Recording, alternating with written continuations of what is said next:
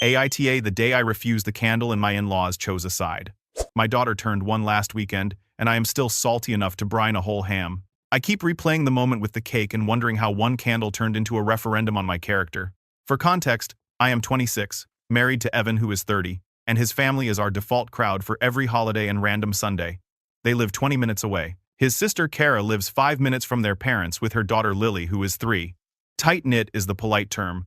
Closed ecosystem might be more accurate. Lily has been the center of gravity since she was born. Not in a normal she is the baby of the family way. In a the event is only real if she is the star way. At Christmas we did Secret Santa. Lily opened her present and then toddled around demanding to open everyone else's. People laughed and let her. During dessert someone stuck candles in a pecan pie and everyone sang to her on Christmas. Same thing on Mother's Day. Same on Father's Day. If there is cake, Lily believes it is her birthday and Kara treats it like a lesson in letting kids be kids. Not my kid, not my circus, until it became my circus. My daughter's first birthday mattered to me in a small sentimental way. I ordered a tiny smash cake. I decorated the high chair with little banners. I put her in a cute onesie. I told Evan days before that when it was time to sing, he needed to keep Lily away from the candle because I wanted one uncomplicated moment for our girl. He said he had it. The party started smoothly. Presents, tacos, cousins everywhere. My mom was on FaceTime. Phones were ready. I sat my daughter on my lap in front of the smash cake. Here came Lily dragging a chair like a miniature mayor about to cut the ribbon. I waited for someone else to redirect her. Kara. My mother-in-law, Marion. Anyone. All I heard was, look, she wants to help in that indulgent tone that means the grown-ups have already decided the rules do not apply. Evan did what we agreed. He picked Lily up gently and carried her back to Kara. Not this time, kiddo. This one is for the birthday girl. Lily detonated, screaming.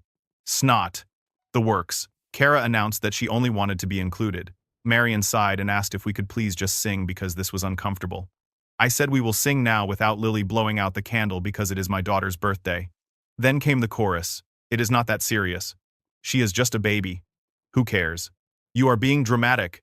I felt like I was asking for the moon when all I wanted was one short song. Kara took Lily outside while she cried and we sang. My daughter clapped and face planted into frosting, and for a second I let myself smile. The air in the room was thin though. People drifted out early. Thank yous were muted. No one stayed for coffee. It was like I had broken a sacred family ritual by denying Lily her ceremonial candle. Silence followed. Not normal busy week silence. Ghost town silence.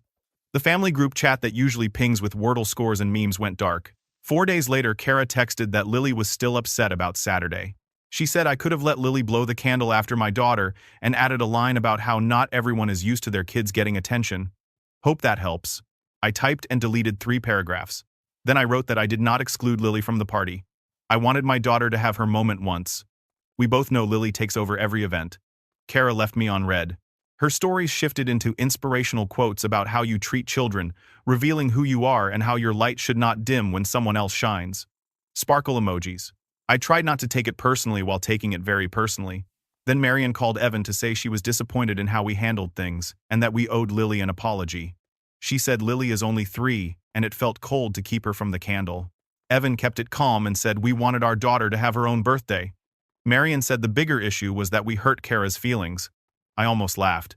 Later, Evan and I argued softly on the couch about whether I could have let Lily stand near the cake so it was less of a scene. I told him, if we keep allowing this, it will happen every year, and I will not teach our daughter to sit back while another kid takes her place. He nodded, but I could feel him wishing we could slip back into the easy piece of before. 2 days after that, I ran into Kara at Target. Snack aisle. I had goldfish and Capri Suns in the cart. She smiled like a sitcom and asked if I was still doing damage control. I asked what she meant. She said she heard there was a tantrum at my party and guessed the spotlight thing runs in the family. I told her she was really mad that we did not let her daughter blow out someone else's candle. She said I seemed threatened by a toddler. I told her to grow up before her daughter learns the same habit and wheeled away shaking. Apparently those 20 seconds made me the divider of the family. A cousin messaged that I could have let it go and that it was not that deep. Maybe for them it is not. For me, it is my kid's first birthday and a clear boundary. I kept questioning myself anyway, because that is what happens when a whole room acts like you are unreasonable. I still agreed to go to the next Sunday dinner because Evan wanted normal. We showed up to Marion's house and the vibe felt like an elementary school assembly. Too bright, too polite. People called me sweetie and did not meet my eyes. Kara floated past me like I was a lamp. I decided to be boring and pleasant and make it through dessert. Then Marion brought out a random sheet cake for fun and said Lily should blow the candles because she had been such a good girl. Everyone looked at me like I was a live wire. Lily spun toward the table, clapping. I smiled and said, what a fun tradition, and maybe next time we can all sing for my daughter on Kara's birthday too. The silence was surgical. Kara said I was still bitter. I said I was simply following her parenting style where what is mine is hers. That was the match. Voices layered over one another. Marion said this was not the time. Evan said let it go. Lily cried because she cries when the attention shifts a degree. An aunt named Denise murmured that some moms get territorial. I said if wanting my child to have one birthday makes me territorial, then I am border patrol with a diaper bag. Evan stood and said we were leaving. We packed up and walked out through a tunnel of disapproval. At home we put the baby down. Then the real fight. Evan said I did not have to escalate. I said I had been gentle for a year while Lily blew candles and opened gifts that were not hers at every holiday. The first time I say, not today, I become the villain. He had no neat answer. He said he did not know how to fix it. The next morning, another cousin texted that some people wondered if I might be dealing with postpartum emotions and maybe I should talk to someone. There it was. The unspoken label. Unstable. It is not about cake. It is about the role I am supposed to play. The agreeable daughter-in-law who accepts that the golden child is the constant headliner and everyone else is supporting cast. I am done with that part. I told my own mom what happened when she called to ask about the party. My voice cracked and I rambled, and then she went very still. She said she would come next Sunday. I told her she did not have to. She said she would like to see her granddaughter, and that boundaries only hold if someone has your back. Sunday came and my mom arrived with a tote of potato salad and the kind of grandmother energy that smells like clean laundry and peppermint.